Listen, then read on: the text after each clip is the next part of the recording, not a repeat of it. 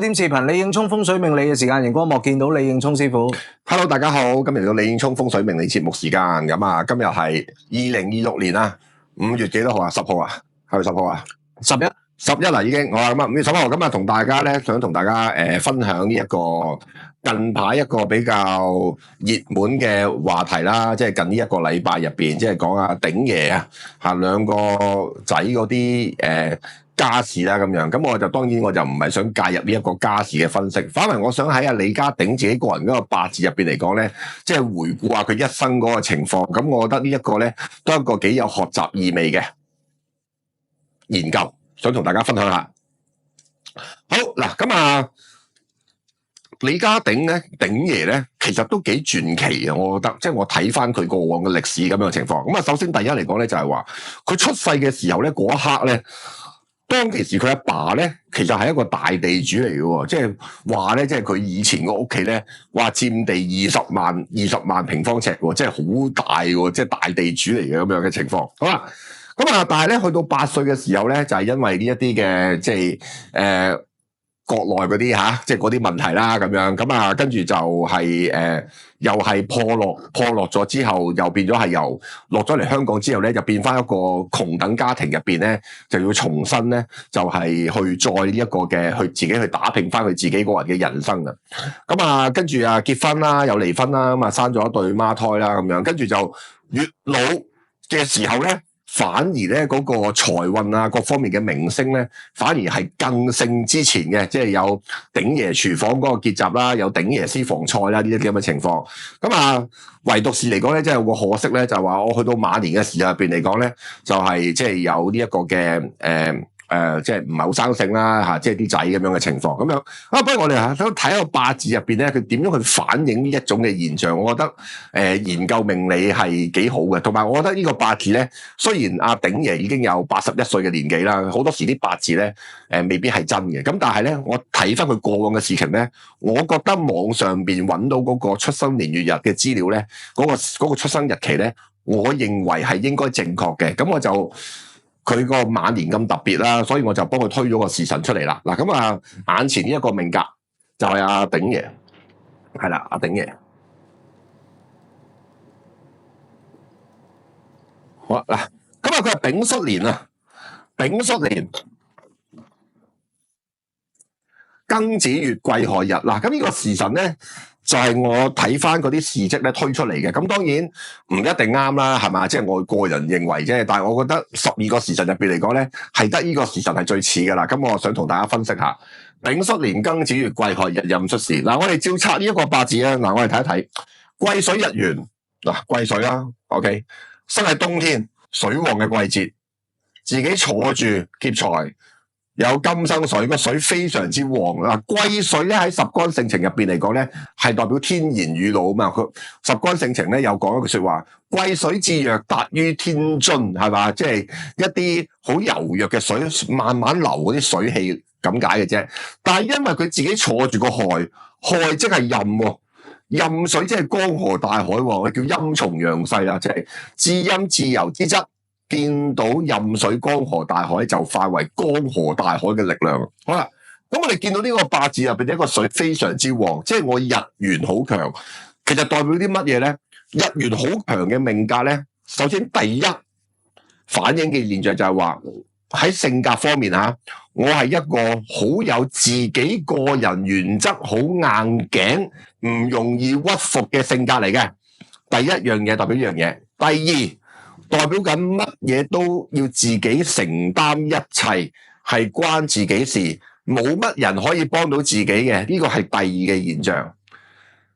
凡是日元非常之強旺，佢都有呢兩種嘅人生嘅特質，就係第一性格方面極度固執硬頸，第二方面嚟講咧，乜嘢都要攬上身，乜嘢都關自己事，承擔一切，就係日元強旺嘅人最明顯嘅現象啦。好啦。咁水旺有兩個方法，一係用木去泄水，一係用土去制水嘛，啱唔啱？佢係月令係見祿啊嘛，見祿生提月，財官喜透天，不宜身在旺，為喜無財源，係嘛？呢個五言獨步啦。好啦，咁我哋見到呢個八字入邊咧冇木噶，冇木，咁啊用土制啦。咁所以呢個八字入邊咧，佢呢一個嘅官啊，呢個咧就係我哋所講嘅喜用啦。OK， 見六格，喜財官為用，丙火生戊土，用土去治水，以火土為用。咁啊，火係代表咩咧？火代表爸爸嘛，係咪啊？火代表錢財嘛。好啦，年柱就係代表自己上一輩啊，年柱代表自己上一輩，亦都可以反映自己好細個嘅時候嗰個環境嘅。哇，咁個八字細個好錯，真係好唔錯喎，係咪啊？見到丙叔喺個年柱嗰度啊，佢用神啊，財星啊，一柱集結咗喺個年柱入邊，咁咪即係代表佢出生嗰一下嘅時候咧，佢細個嘅成長環境咧係相當之唔錯，反映翻佢細個出世嘅時候，佢阿爸係地主，好有錢呢一個嘅現象啦。但係1到8歲家道中落，點解咧？因為上咗第一個運，8歲咗第一個運就係辛丑運，丙辛化水，亥子丑水局，哦，劫晒劫財，係咪？丙辛化水啊嘛，係嘛？化咗水啊！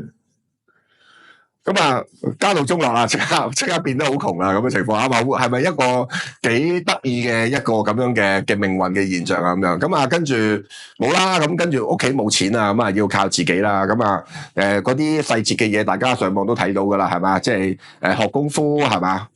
學功夫咁啊自己出嚟做嘢，龍虎武師各方面嘅嘢，咁啊行啲木運嗰啲時間咯，行啲木運嘅時間，行啲木運嘅時候食傷係咪喐手喐腳咁樣嘅情況？好啦。咁啊，李家鼎咧就係呢一個嘅70年代咧就同阿思明結婚啦咁樣。當其時個運咧就係呢個癸卯運度，咁我哋睇睇啦。我哋睇睇，諗下亥卯會局係咪？亥卯會三合，咁啊呢個係夫妻宮啊嘛，呢個係夫妻宮。咁啊亥卯喐，咁咪喐到個桃花咯，喐到個桃花嘅現象。好啦，咁而卯戌又合喎。又合個子女宮喎，咁啊有小朋友啦，咁啊2個小朋友係嘛？李永漢同埋李永豪結婚生小朋友，都喺晒呢個運入邊，因為佢喐咗2柱，亥卯會局，卯戌合局係嘛？喐咗呢2柱，一個夫妻，一個子女係嘛？就係咁樣嘅情況。好啦，咁啊個水好旺啊嘛，水好旺又克個火噶嘛，咁啊火啊除咗代表爸爸之外咧，亦都係代表太太嘅。火除咗代表父親之外，代表太太。嗰個八字入邊咧，水好旺咧，即係隱隱然咧個夫妻宮係水咧，都有不利夫妻感情呢個現象。因為當我一結咗婚嘅情況之下，呢個叫做夫妻宮啊嘛。當我一結咗婚嘅情況之下，我太太就會入咗落去呢一個宮位入邊填實噶啦。咁但係因為呢個位置係劫財喎，咁係咪會劫走呢一個嘅姻緣啊？係嘛？即係佢隱隱然有呢個夫妻不利嘅信息喎，非常之巧。一入1994年入呢個月字運，巳亥沖離婚，係嘛？係咪好應呢？即係喺呢一個運入邊，亥卯合局結婚，入月字運巳亥沖離婚，係咪非常之好 match 到嗰個大運嗰個現象啊？啱唔啱啊？好啦，咁跟住啦，喂，晚年啲財運唔錯，因為癸水見丙係財星啊嘛，佢晚年行呢20年，丙午丁未係咪？丙午丁未咪20年財運咯，20年行財運，所以阿鼎爺嘅財富咧喺呢20年入邊嚟講咧，反而有越嚟越好嘅現象添喎，反而嚟咗，因為行財運啊嘛，特別佢喺呢一個嘅2016年做呢一個嘅節目係嘛？鼎爺廚房呢個節目咁啊。非常之好嘅收視啦，跟住又開呢個鼎爺私房菜啦，咁啊好多人 book 台啦，咁嘅情況都係喺呢個丁未運入邊嘅，因為財星好旺啊，就咁嘅情況。亥未又拱木局，木局又生火，咁所以喺20年入邊嚟講咧，即係錢係揾唔少嘅。好啦，咁但係掙唔掙到多錢咧？掙唔到多錢，就係因為呢個就係關乎個原局嘅問題啦，因為佢原局好多比劫啊。原局好多比劫，一有火埋嚟黑，一有火埋嚟黑，係咪？咁即係話，雖然呢20年入邊嚟講咧，揾錢係唔少嘅，一定係多嘅，但係佢耗翻出去嘅錢財都係非常之多，因為原局嘅水太旺啦，原個水太旺。好啦，咁而因為個八字入邊本身個土咧係冇出干制劫互財呢個現象，即係話佢自己個人第一佢嘅性格水好旺，佢日元好強，佢自己個人嘅性格係好固執硬頸。第二係中意乜嘢都攬晒上身，因為日元好強。OK 嗱，咁佢乜嘢都攬晒上身，咩都關自己事嘅情況之下，加上佢個性格係好硬頸固執嘅話，即係話勸唔聽喎，呢啲命格結構勸唔聽喎。而佢自己有冇能力去守住呢啲財星咧？因為佢個八字入邊個官星咧冇出干制劫啊，冇出干制劫，即係話佢自己管理財富都係不善嘅人啦，就會係咁樣嘅情況啦。如果佢個官星出干制劫咧，就佢識得自己管理財富，個官星擺咗喺地支嘛，係嘛？制唔到天干嘅比劫喎，咁啊所以一行火劫財，一行火劫財，揾到翻嚟自己使翻出去，揾到翻嚟自己使翻出嚟，就會有咁嘅現象。好啦，咁啊睇一睇佢個時柱啊。嗱，呢個時柱12個時辰入邊嚟講咧，唯獨是咧呢一個時辰咧，就有個劫財擺咗喺個時辰度嘅。嗱，如果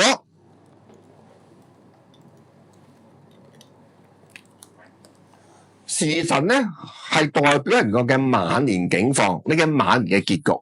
嗱，平時咧你見我哋好多唔同嘅師傅啦，我哋因為冇真真實實嗰個名人嘅時辰，好多時我哋會用年月日去分析嘅啫。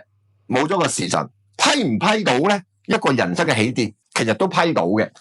但係冇時辰嘅話咧，佢嘅晚年嗰個結局嘅形態你就批唔到嘅。OK， 但係如果你話，純粹批一個人生嘅運勢嘅起伏嘅周期咧，係批到嘅。嗱，我而家調翻轉頭啊，我就當呢一個八字入邊，我哋冇時辰去批，冇時辰。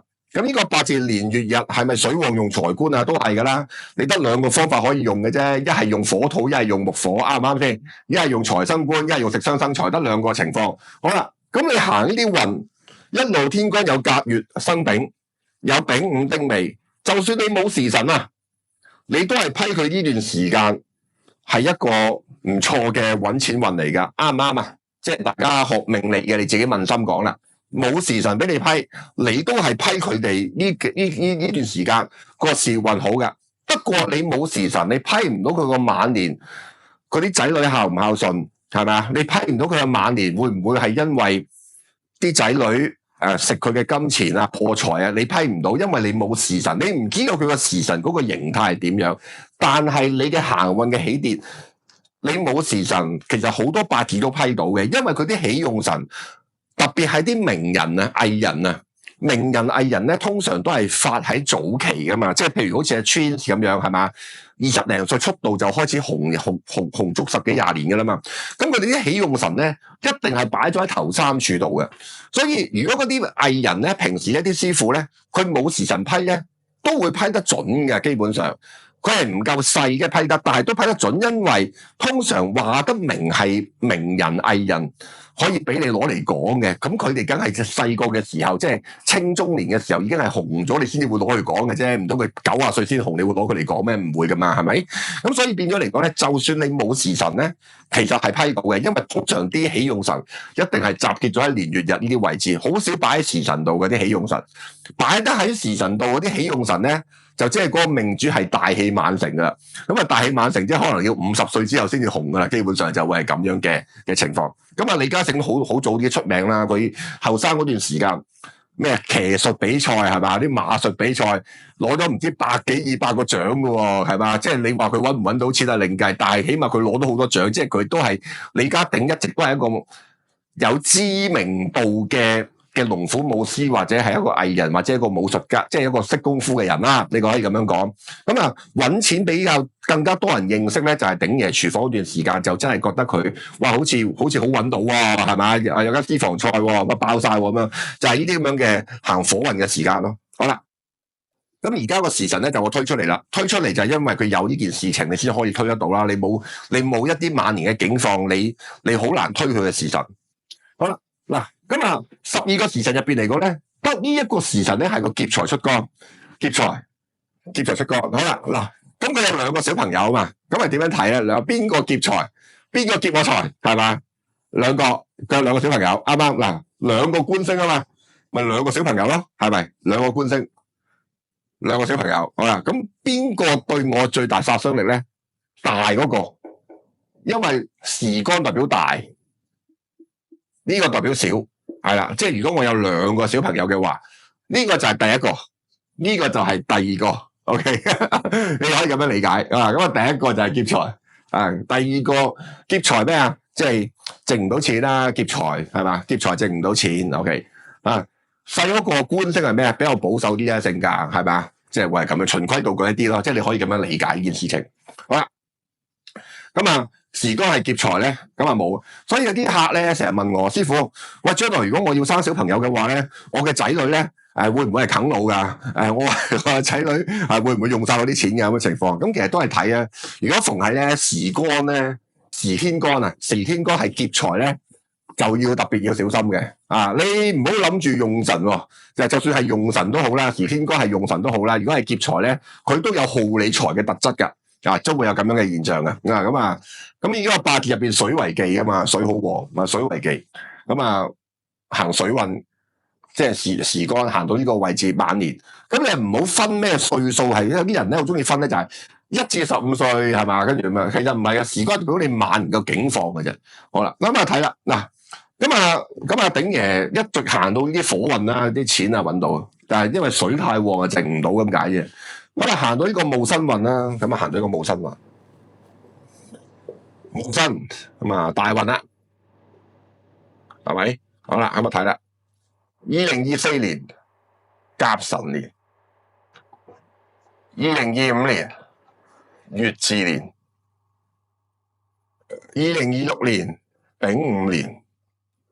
2027年丁未年係嘛，一路行好啦嗱，咁你見到個現象咧，其實去到2024年嘅時候咧，甲辰年咧就甲木克戊土嗱，呢個戊土係用神嚟噶嘛，嗱呢個字係用神啦，係嘛，亦都可以代表兒子嘅，因為正官代表兒子嘛，所以你呢個戊申呢個戊土咧，你可以代表係你嘅用神出咗干，但係同樣亦都係代表個兒子出咗干，咁即係話呢個運嘅重點咧就會擺咗喺小朋友度，即係兒子身上啦，都唔係小朋友啦，40幾歲，係擺咗喺兒子身上。呢個運嘅重點，大運係講緊一個故事嘅標題啊。呢個運突出咗個戊土，即係話呢個運入邊喺鼎爺個八字入邊就係佢個仔女形成咗一種突顯嘅現象去關注啦。咁2024年咧，甲辰年咧，甲木克戊土係不利嘅現象嚟嘅。咁即係話，第一站喺阿鼎爺李家鼎嚟講咧，2024年咧佢自己唔係一個好嘅運勢啦，因為佢用神受克。OK， 第二方面嚟講咧，兒子個運勢都係唔好嘅，因為甲木克戊土下邊係申子辰就水局。辰戌又相沖喎，係嘛？咁即係咧，2024年咧，兒子冇運行，自己嘅事業方面嚟講走下坡啦。好啦，咁啊，2025年咧就自害沖，係咪？自害沖，咁啊，火沖埋嚟受克，其實都係破財嗰個現象，都係不利嘅現象。好啦，咁啊行到呢一個嘅月字咧，咁啊沖個夫妻宮。咁啊，咁你好多時會問啦，喂，思明其實同阿鼎爺已經離咗婚好多年噶啦，呢個夫妻宮仲可唔可以代表阿思明咧？其實都可以代表一半嘅現象嘅，除非阿鼎爺自己另娶他人。如果唔係呢個夫妻宮咧，都會有一半嘅影響力，因為佢哋有兒子個關係入邊，令到係唔會完全斷絕晒關係。所以呢一個夫妻宮嘅力量仍然有一半思明嘅田實嘅力量喺度噶，仍然會有嘅。除非阿鼎爺再娶他人，再成家立室，咁呢個夫妻宮就可以抹走晒思明嘅影子，否則呢一個字仍然有呢個現象，因為仲係家人啊。OK， 好啦，咁啊行到2026年丙午年啦，今年啦丙午年就同個月柱天克地沖，月柱係代表家宅宮。家宅，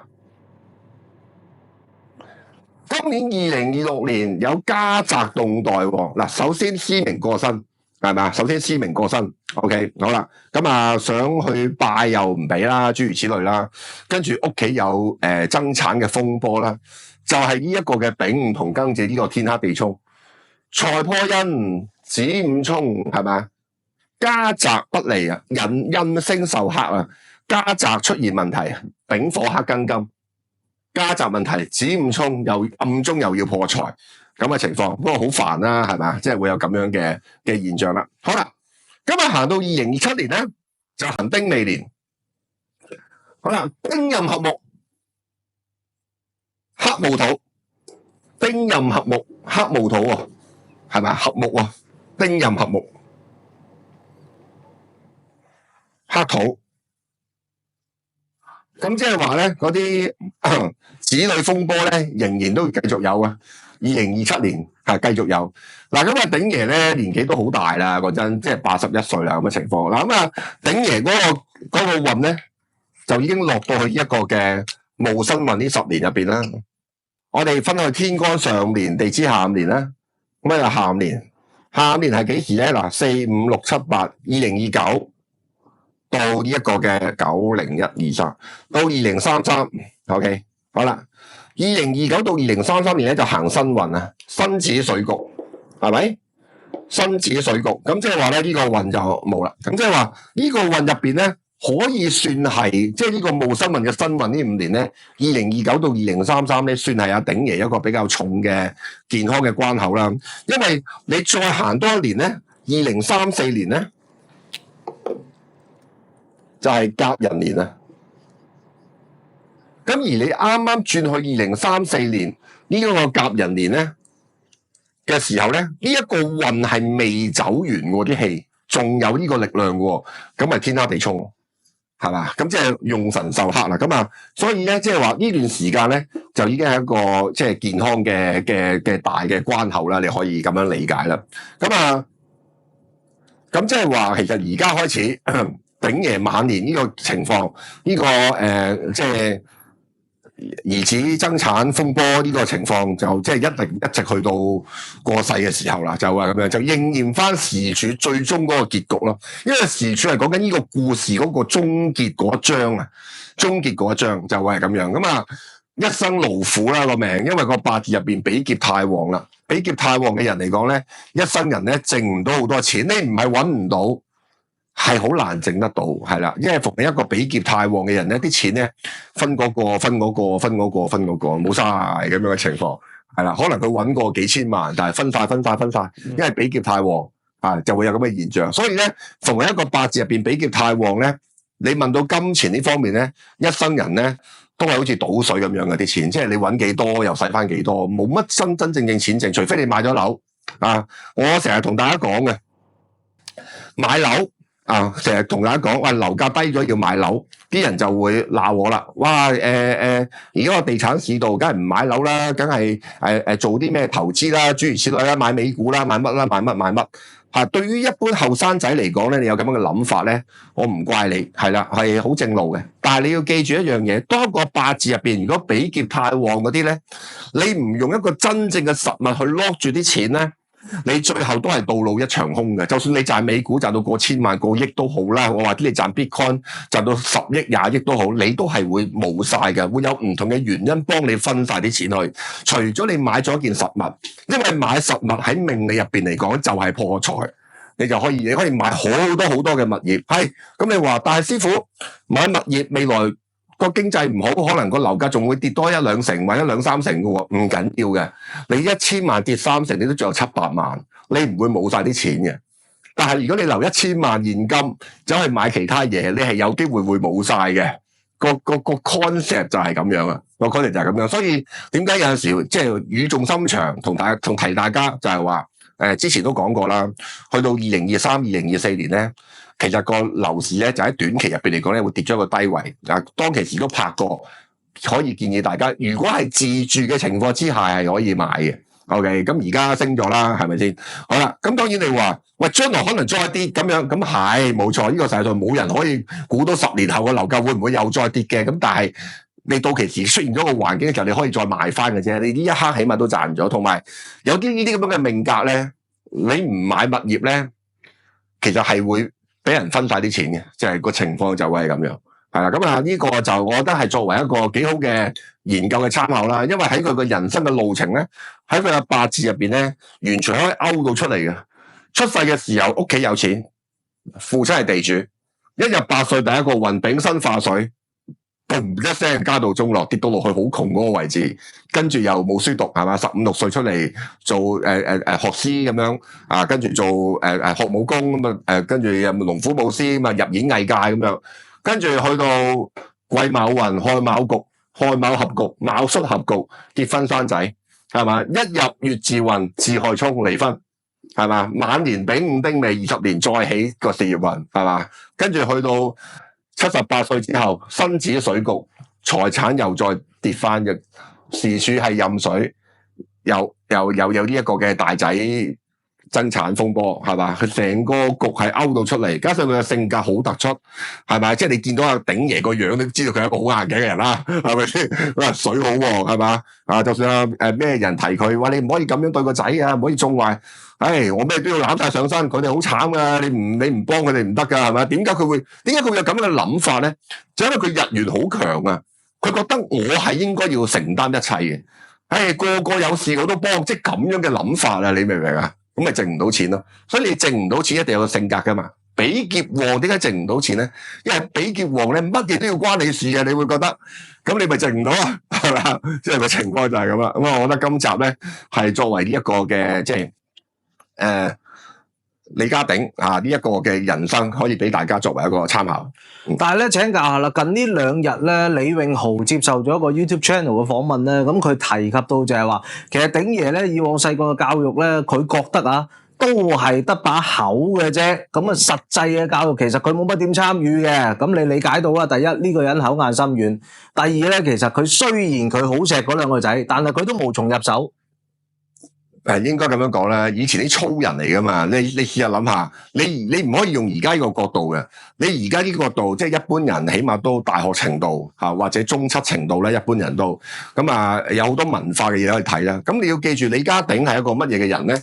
佢係一個練武嘅人嚟噶嘛，係咪先？即係簡單講，即係粗人嚟噶嘛。一個粗人點會識得教小朋友嘅啫？講真嗰句，係咪先？可能佢嘅教，可能佢覺得自己教得好叻噶。喺佢個角度咯，係咪先？咁解啫嘛，只不過係。最後一條問題就係，其實睇佢嘅表現咧，佢對阿思明小姐咧，確實一往情深嘅。命盤有冇玄機咧？哦，其實咧係咪一往情深咧？呢樣嘢咧，好多時係外人睇嘅啫。係呢一樣嘢。嗱，逢係呢啲比劫旺嘅人嚟講咧，其實係大男人主義，即係日元好強嗰啲人咧，係大男人主義。佢呢個大男人主義覺得就係話，我係承擔一切咁樣。係咪一往情深咧就有保留啦？呢一種嘅情況，咁但係因為呢個係我前妻嘛，係咪？呢個係我前妻，佢都係我嘅一份子嚟嘅。喺一個大男人嘅角度入邊嚟講，呢個係我前妻，佢都係我一份子。就算佢將來有事，我都會幫佢嘅。係呢種豪氣啫。係啦，係咪一往情深就好難講，係咁樣。OK， 嗱咁啊，大家記得熒光幕嘅左上角見到個二維碼嘅，掃一掃可以揾到李應聰師傅聯絡方法。影片資訊欄咧亦都直接揾到李應聰師傅聯絡電話。咁大家有任何疑問嘅話咧，盡快可以請教佢啦。下一集我哋再同師傅再講其他話題。好，多謝晒大家，拜拜。